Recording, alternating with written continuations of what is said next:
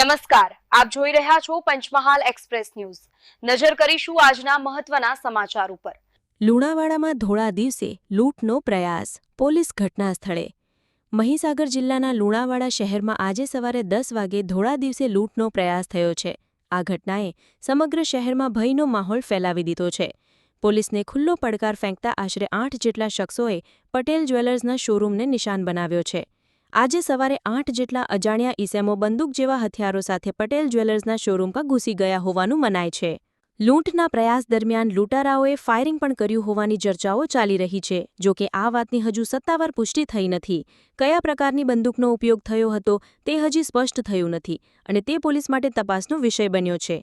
ઘટનાની જાણ થતાં જ પોલીસ કાફલો તાત્કાલિક ઘટના સ્થળે પહોંચી ગયો છે અને આગળની તપાસ હાથ ધરી છે.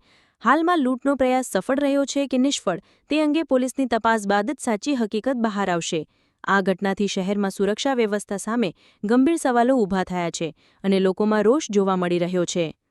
જી સર, આજરોજ લુણાવાડા ટાઉન ખાતે નંદન આર્કેડ ખાતે આવેલ પટેલ જ્વેલર્સમાં આશરે 10:30 ની આસપાસ 7 થી 8 ઈસમો દ્વારા જ્વેલર્સ છે અને લૂંટવાનો નિષ્ફળ પ્રયાસ કરવામાં આવ્યો. કસ્ટમર બનીને આવેલા 7 થી 8 ઈસમો, જેમાં એક મહિલા પણ સામેલ હતી, એમના દ્વારા જ્વેલર્સમાં જઈને ત્યાં કામ કરતા કર્મચારીઓને એરગન જેવું હથિયાર બતાવીને લૂંટવાનો પ્રયાસ કરવામાં આવ્યો હતો. જ્વેલર્સના કર્મચારીઓએ સમજ સૂચકતા દાખવીને જે એલાર્મ સિસ્ટમ છે એ એક્ટિવેટ કરી દીધી, જેથી આ લોકો પ્રયાસમાં નિષ્ફળ થયા અને નીચે જે ગાર્ડ ઉભા હતા એમના જોડે પણ ઝપાઝપા કરીને આ ભાગી ગયા છે. પ્રાથમિક તપાસમાં એટલે કે સીસીટીવી કેમેરા તેમજ ત્યાંના જે કર્મચારીઓ છે એમની તપાસ દરમિયાન એ જાણવા મળ્યું હતું કે આ જે વ્યક્તિઓ હતા એ એક બાઇક અને એક 4-વ્હીલર લઈને આવ્યા હતા. આ બંને વાહનોની તપાસ આપણે હાથ ધરી છે અને આગળની આરોપીઓને પકડી લેવા માટે ચક્રો ગતિમાન કરવામાં આવ્યા છે. કેટલા આરોપીઓ છે અને એમાં મહિલા પણ છે કે કેમ? હા, ટોટલ 7 થી 8 આરોપીઓ સીસીટીવી કેમેરામાં દેખાય છે, જેમાં એક મહિલાનો પણ સમાવેશ થાય છે.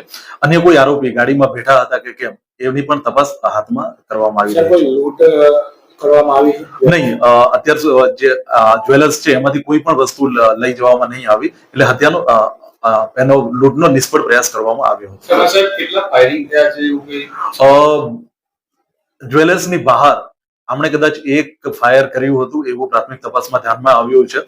પૂરેપૂરી આપને વિગતો તપાસ બાદ જણાવવામાં આવશે. સર, હથિયાર જે છે એ એરગન છે અથવા તો ગન દ્વારા ફાયરિંગ કરવામાં આવી? સીસીટીવી ફૂટેજ અને કર્મચારીઓના નિવેદનોમાં એવું લાગે છે કે કદાચ એરગન હોઈ શકે, પરંતુ જ્યાં સુધી આપણે રિકવર ના કરીએ ત્યાં સુધી એમનું સંપૂર્ણ માહિતી આપવી મુશ્કેલ છે.